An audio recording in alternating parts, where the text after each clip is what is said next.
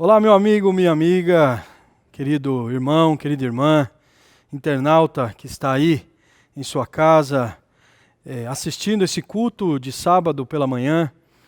Que a sua casa seja ricamente abençoada pelo Senhor Jesus, que a sua vida seja ricamente abençoada pelo Senhor Jesus. Nós estamos falando aqui da Igreja Adventista do Sétimo Dia, da cidade de Diadema, Rua Manuel da Nóbrega 400, e você, na normalidade da situação, será muito bem-vindo em estar aqui. Dê o seu like, clique, se inscreva na nossa página do Facebook, do Instagram, IASD Diadema, Instagram ou Facebook, procure lá, dê o seu like, é importante para divulgar a mensagem do Evangelho a todos nesse momento de união e esperança que nós devemos ter. Eu quero abrir a Bíblia com você no Evangelho de São João, capítulo 9, e ler um pouco da palavra de Deus no capítulo 9. Capítulo 9 do Evangelho de São João fala de uma cura miraculosa de Jesus Cristo, uma cura maravilhosa, onde Jesus ele ia com seus discípulos caminhando e viu um cego de nascença, uma pessoa que nunca tinha visto a luz do dia, uma pessoa que jazia em trevas, uma pessoa que ela por si só não tinha condições de se encaminhar e ver a luz do dia. E Jesus, vendo essa pessoa, se compadecendo dessa pessoa, ele então procurou se aproximar dele. O texto bíblico, desde o verso 1, no capítulo 9 do Evangelho de São João, diz o seguinte: caminhando Jesus, viu um homem cego de nascença, e os seus discípulos perguntaram: Mestre, quem pecou? Este, os seus pais, para que nasceste cego? Respondeu Jesus: nem ele pecou, nem os seus pais, mas foi para que se manifestasse nele as obras de Deus. É necessário que façamos as obras daquele que me enviou enquanto é dia, e a noite vem, quando ninguém trabalhará. Enquanto estou no mundo, eu sou a luz do mundo. Jesus, sem dúvida nenhuma, é a luz para esse mundo. Pense na cena, um cego de nascença, uma pessoa que estava acometido dessa enfermidade, ele era impuro cerimonialmente, ele era uma pessoa rejeitada socialmente, ele era uma pessoa pária da sociedade, mas Jesus olha para aquela pessoa enquanto alguns pensam em uma discussão teológica: por que pecou? Quem pecou? Seu pai pecou? Ele pecou? Seus parentes pecaram? Jesus ele enxerga uma oportunidade de fazer um milagre e de explanar as verdades para o reino de Deus. Então Jesus se aproxima dele, daquele homem, e o texto vale a pena lê-lo todo. Nós não temos o nosso tempo aqui, mas eu sugiro que você que está nesse recluso forçado na sua casa, você abra o Evangelho de São João no capítulo 9 e leia os 41 versos que existe neste Evangelho, para que você possa então entender essa leitura maravilhosa de uma maneira muito espetacular. E Jesus então, ele faz um barro, cospe na terra, pega esse barro, acomoda nos olhos daquele que é cego ainda e diz a ele: vá até o tanque de Siloé e se lave. Você sabe que muitas indagações poderiam passar na mente daquele cego. Por exemplo, quem é esse homem que me toca? Por que ele está fazendo isso? Eu não vou coisa nenhuma, eu vou tirar essa sujeira que ele colocou nos meus olhos e vou então seguir a minha vida. E de onde ele estava, no templo, até o tanque de Siloé, que fica ao sul da cidade de Israel, de Jerusalém, no estado de Israel, ele tinha ali um trecho para percorrer. E quem sabe nesse trecho ele poderia refletir, pensar e avaliar a respeito de sua vida. Mas, na verdade, ele apenas obedeceu à ordem do mestre e foi.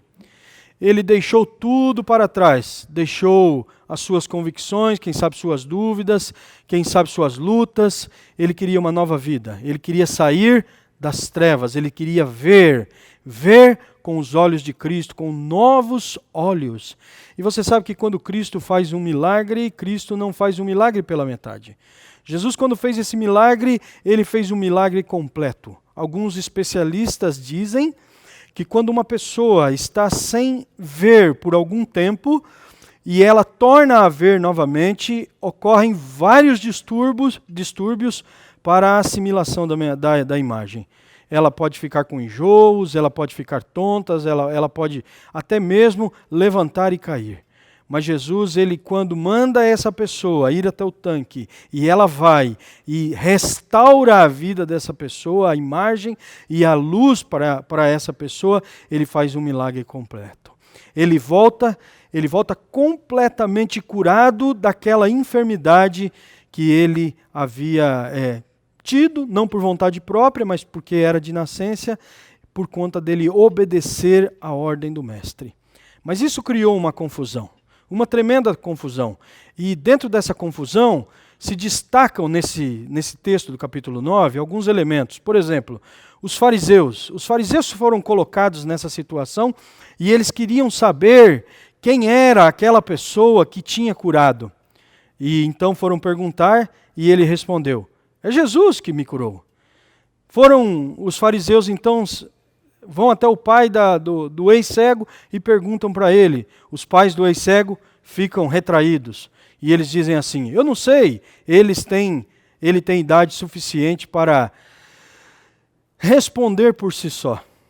E aí vão até os vizinhos e os vizinhos levantam uma nova hipótese. Pode ser um ator, um dublê, pode ser que não seja ele, pode ser que seja uma outra pessoa. Você sabe que assumir a verdade não é algo fácil. Ver não é algo fácil. Ver implica em responsabilidade. Aquele que era mendigo, era sustentado, tinha como esmolar, mas agora, com a sua visão restaurada, com a sua vista restaurada, as luzes dentro de si, ele tem uma responsabilidade agora de seguir a sua vida. Mas ele em nenhum momento se furtou dessa responsabilidade. Muito pelo contrário, ele abraçou essa responsabilidade. E na primeira vez que foi indagado pelos religiosos da época, pensa só na cena. Aqueles fariseus, homens com barbas grandes, com as suas túnicas, doutos na teologia da época, acusando aquele homem: quem te curou? Por que foi curado no sábado? Acusando os pais, e os pais bem sabiam que se eles respondessem que fosse Jesus, eles já tinham indicado que aqueles que aceitassem Jesus ou se relacionassem com Jesus, eles seriam expulsos da sinagoga. Os pais temeram. O cego não temeu, os vizinhos temeram, não acreditaram que Jesus poderia fazer isso. Mas o cego, ele então, outra vez, é interpelado pelos fariseus. E ele já agastado com aquela situação toda, ele então resolve dar uma resposta até meio rude para os fariseus, e ele diz assim: por que vocês querem saber quem ele é? Vocês por acaso querem ser discípulos dele? E na verdade eles fazem um xingamento contra Jesus, dizendo que ele era filho do Belzebu, e então expulsam aquele que era cego. Jesus vai ao seu encontro. Jesus vai ao encontro para que desse conforto e ânimo para aquela pessoa. E ali então, meus amados e amigos, queridos, Jesus ele encontra aquele que outrora fora cego, que agora tem a visão restaurada e tem uma conversa com ele. E ele diz a ele que ele deveria testemunhar a respeito da nova luz que ele achou. E dentro desse panorama, me vem um texto bíblico que eu gostaria de compartilhar com vocês também, a respeito de ver com os olhos do profeta, que está aqui no livro de 2 Reis, no capítulo 6. Capítulo 6 do livro de 2 Reis, ele fala desde o verso 8, ali da história da ação de Eliseu contra os sírios. O rei de Israel estava ali sofrendo com a Síria, e então Eliseu sempre orientando o rei de Israel onde estariam os acampamentos sírios, e ali então o rei sírio fica indignado, porque todas as ações dele eram reveladas. Então alguém chega a ele e diz assim: olha, quem está revelando essas coisas para você não é ninguém do seu palácio, não é oficial seu, mas é Eliseu. E aí perguntaram onde estava Eliseu, e ali então no verso 13 diz que um deles falou que ele estava em Dotã, e então no verso 14 a gente lê dessa maneira: e então enviou para lá carros, cavalos fortes e tropas, e chegaram de noite e cercaram a cidade. Tendo-se levantado muito cedo o moço do homem de Deus, eis que as tropas e os cavalos que haviam cercado a cidade, então o seu moço viu, saiu e disse: ai, meu senhor, o que faremos? Verso 16 diz o seguinte: ele respondeu: não temais, porque são mais os que estão conosco do que os que estão com eles. Verso 17, orou Eliseu e disse: Senhor, peço que abra os olhos do moço para que veja. O Senhor abriu os olhos do moço, e ele viu que no monte estavam cheios de cavalos de fogo ao redor de Eliseu. Ver com os olhos do profeta. Nós vivemos num tempo em que precisamos de esperança. Você veja que naquela outra história que eu estava dizendo a vocês agora, lá do capítulo 9 do Evangelho de João, 3 grupos não quiseram ver com os olhos do profeta. Os olhos do profeta, o guia, o nosso guia nessa terra, é a palavra de Deus. É a palavra de Deus que nos dá segurança. É a palavra de Deus que nos dá norte. É a palavra de Deus que nos dá conforto. É a palavra de Deus que nos dá alento. É a palavra de Deus que nos guia nos momentos mais difíceis e turbulentos desse mundo. Alguns podem estar em suas casas pensando: o que será do meu emprego nesse tempo de tanta comoção social? Outros devem estar pensando: eu não posso relar em nada, porque senão vou me contaminar. Outros podem estar pensando: o que vou fazer com o meu filho? Eu preciso trabalhar e as escolas fecharam, os ônibus não funcionam mais. Nós precisamos crer que o justo viverá pela fé no Senhor Jesus. A nossa esperança não está nesse mundo, não está nas autoridades desse mundo, não está nas coisas desse mundo. Ainda que tenhamos pessoas competentes, pessoas que têm boa fé de fazer as coisas da melhor maneira possível, mas nós devemos entender que a nossa esperança está neste momento em ver com os olhos do profeta. E ver com os olhos do profeta é ver com os olhos de Jesus Cristo. Jesus falou que nós nos últimos dias teremos muitos momentos de dificuldades, tribulações, angústias, como nunca passamos nesse mundo.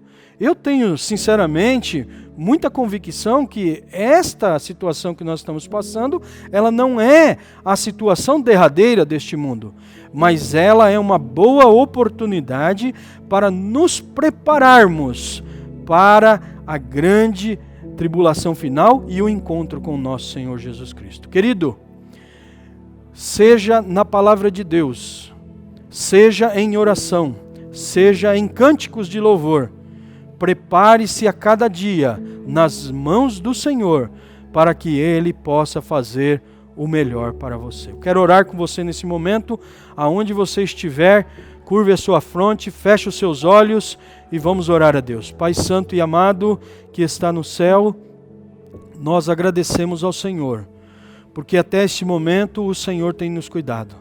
O Senhor preserva a vida dos seus filhos, o Senhor preserva a saúde dos seus filhos. Se há alguém que está nos ouvindo neste momento, que está doente, que está com alguma enfermidade, que está com alguma situação de dificuldade, que está vulnerável, Pai, que o Senhor possa ajudá-lo a superar esta prova difícil em sua vida. Pai Santo e amado, preserva os empregos dos filhos e filhas do Senhor. Não deixe faltar o alimento no lar, Pai, a saúde na casa, a harmonia dentro do lar. Que neste momento, onde as famílias estão cada vez mais reunidas por conta de inúmeras situações de contingenciamento, de trânsito, Pai Santo, que as famílias tenham momentos de reflexão, de reflexão na palavra do Senhor, mas também aqueles maridos que estão em desacordo com suas esposas, que possam se entender, as esposas que precisam se entender com seus esposos, que este momento seja um momento de enlaçamento do casal e de harmonia da família. Abençoa a nossa igreja, Pai, abençoa a nossa associação, abençoe o nosso povo aqui nessa região. Que o Senhor dê a nós a sua graça, a sua bênção e a sua proteção prometida na palavra do Senhor. Em nome de Jesus rogamos. Amém. Contamos com você no sábado que vem, neste mesmo horário, neste mesmo canal, para que você também tenha um pouco mais da bênção e da paz do nome do Senhor Jesus Cristo. Deus abençoe a todos.